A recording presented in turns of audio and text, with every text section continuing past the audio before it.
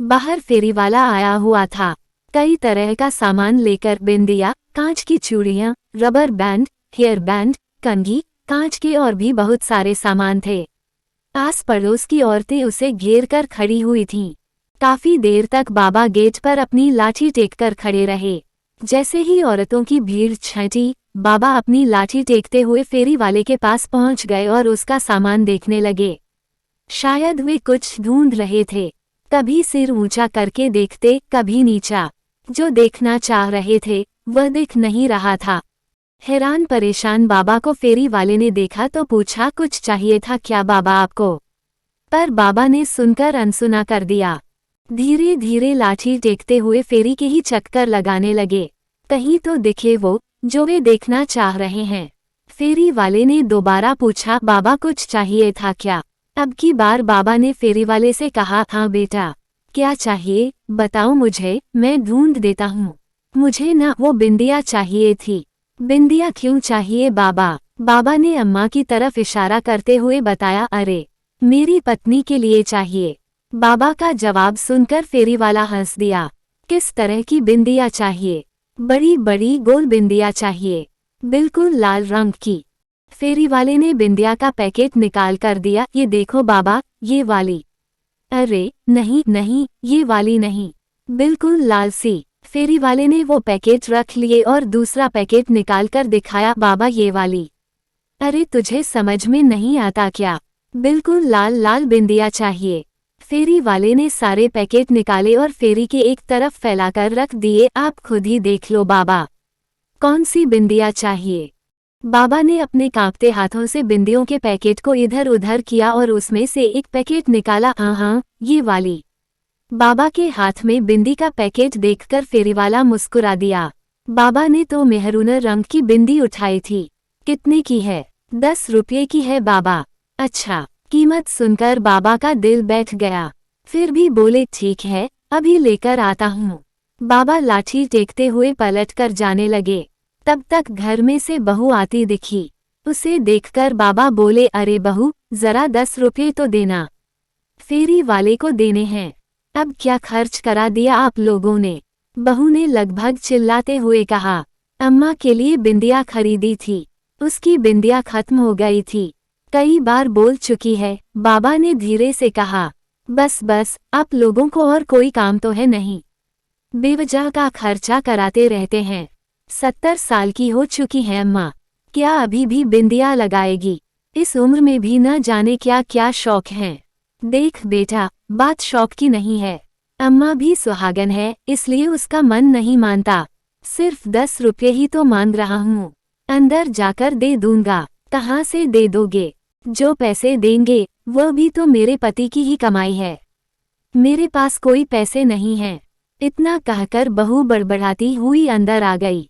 अम्मा ने खाट पर लेटे लेटे ही बाबा को इशारा किया। बाबा ने पलटकर बिंदी फेरी में वापस रख दी और लाठी टेकते हुए अम्मा के पास आकर बैठ गए। बाबा ने देखा अम्मा की आंखों में आंसू थे। माफ करना पार्वती, मैं तेरी छोटी सी इच्छा भी पूरी नहीं कर पाया। रहने दो जी, बेचारी बहू भी परेशान हो जाती होगी, काहे दिल पर लेकर बैठ जाते हो? बिंदी ही तो थी। हाँ, बिंदी ही थी। कौन सी हजारों रुपये की आ रही थी? बाबा ने व्यंग्य से हंसते हुए कहा। बिंदी ही तो लगानी है जी। एक काम करो, पूजा घर में से हिंगलू ले आओ, उसी से लगा देना, पर आज अपने हाथों से बिंदी लगा दो। बाबा ने अम्मा की बात सुनी और फिर लाठी टेकते हुए पूजा घर में गए। थोड़ी देर बाद बाबा हाथ में हिंगलू लिए अम्मा के पास पहुँचे। लो पार्वती, उठो, मैं तुम्हें बिंदी लगा देता हूँ। पर अम्मा में कोई हलचल न दिखी। बाबा ने दोबारा कहा, पार्वती, ओ पार्वती, सो गई क्या? तेरी बड़ी इच्छा थी ना बड़ी सी लाल बिंदी लगाने की? ले देख, मैं हिंगलू ले आया हूँ, अब बड़ी सी लाल बिंदी लगा दूंगा। पर तू बैठ तो सही। पर अम्मा बिल्कुल शिथिल पड़ी हुई थीं, शरीर में कोई हलचल न थी। बाबा का दिल बैठ गया। हाथ में हिंगलू लिए अम्मा के पास ही बैठ गए। आंखों से झरझर आंसू बह रहे थे, पर एक भी बोल न फूटा। अम्मा जा चुकी थीं, हमेशा के लिए। थोड़ी ही देर में रोना धोना मच गया। आस पड़ोस के लोग आ गए। बेटे को बुलाया गया और अम्मा को अंतिम यात्रा के लिए तैयार किया जाने लग। अम्मा को नहला धुला सुहागन की तरह तैयार कर अर्थी पर लिटाकर बाहर लाया गया। बाबा ने देखा अम्मा के माथे पर बड़ी सी लाल बिंदी लगी थी। बाबा उठे और घर में गए। थोड़ी देर बाद बाहर आए और धीरे धीरे अम्मा की अर्थी के पास गए। उन्होंने अम्मा के माथे पर से बिंदी हटा दी। बाबा, यह क्या कर रहे हो? अम्मा सुहागन थीं। आप बिंदी क्यों हटा रहे हो? बेटे ने कहा। बेटा, उसका पति बिंदी खरीदने की औकात नहीं रखता था, इसलिए हटा रहा हूँ। सुनकर सब लोग अवाक रह गए। बहू शर्मसार हो गई। सब ने देखा बाबा अपने हाथ में लाए हिंगलू से एक बड़ी सी लाल बिंदिया अम्मा के माथे पर लगा रहे हैं। थोड़ी देर बाद बहू की चीत्कार छूट गई।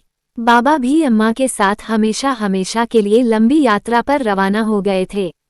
मित्रों, ये भावनात्मक हृदय स्पर्शी कहानी बहुत कुछ संदेश दे रही है।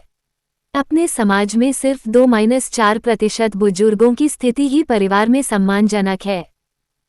कहीं इसका मूल कारण संयुक्त परिवार का एकल परिवार में रूपांतरण, नाते रिश्तों की समाप्ति, धन लिप्सा की अंधी दौड़ एवं लड़के लड़कियों का पढ़ लिख कर सबसे अधिक जानकारी व बुद्धिमान होने का झूठा अभिमान, किताबी ज्ञान का होना परंतु व्यावहारिक ज्ञान की कमी होना तो नहीं। कृपया हम सभी एक छोटा सा प्रयास करें अपने घर के बुजुर्गों का उचित सम्मान। सभी को एक दिन बूढ़ा होना ही है। माता पिता के न रहने पर ही उनका महत्व मालूम पड़ता है। इसलिए पश्चिमी देशों का अनुसरण न कर हम अपनी भारतीय संस्कृति का अनुसरण करें।